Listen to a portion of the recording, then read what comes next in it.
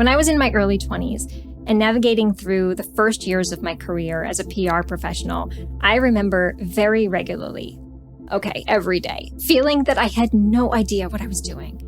There was so much on-the-job learning happening at such a quick pace, so much I was doing for the first time. I was being invited into meetings that I didn't understand, and I was being asked to take lead on tasks I had never done before. I didn't dare let on how uncomfortable I felt in those moments, though, and I did my best to follow along, to learn what I could by watching others, to ask questions every chance I could.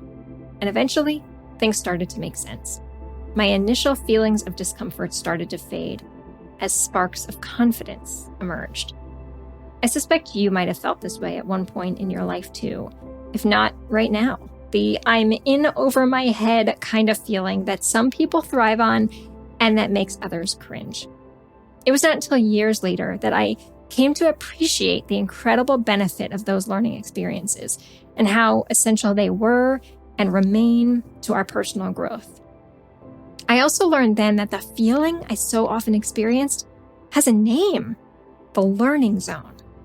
Developed by psychologist Lev Vygotsky, the learning zone was made popular in the early 2000s by an educator named Tom Sininger, who applied the science to show how people learn best.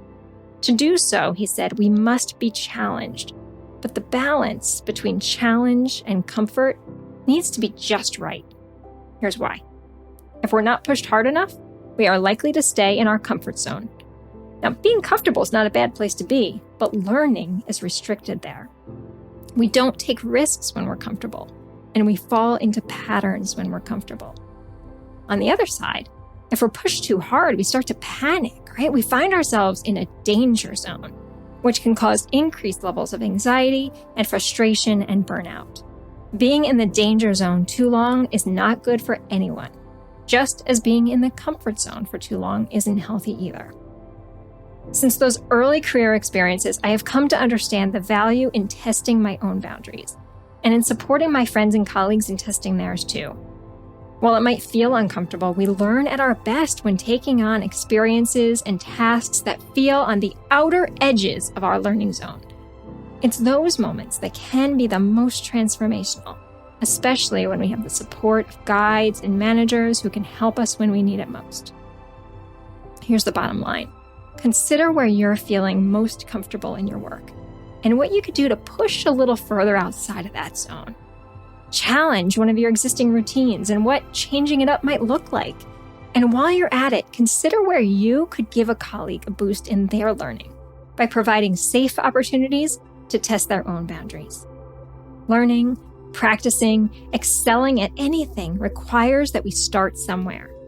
And often, the best place to start is by finding your zone and then testing your boundaries.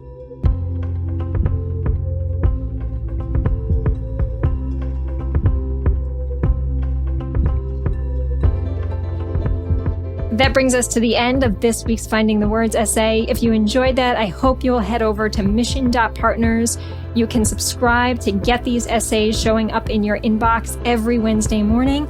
And come on back here next week for a repeat of a great prior episode of Mission Forward, new insights, practical wisdom, help you become a better communicator. We'll see you next time.